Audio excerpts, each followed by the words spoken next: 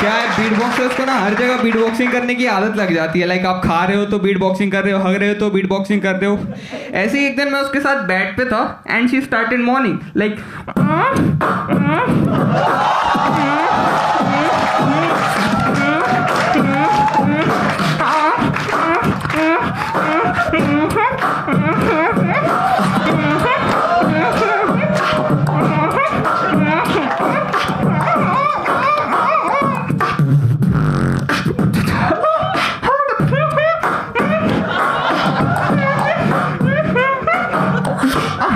my ex does it better.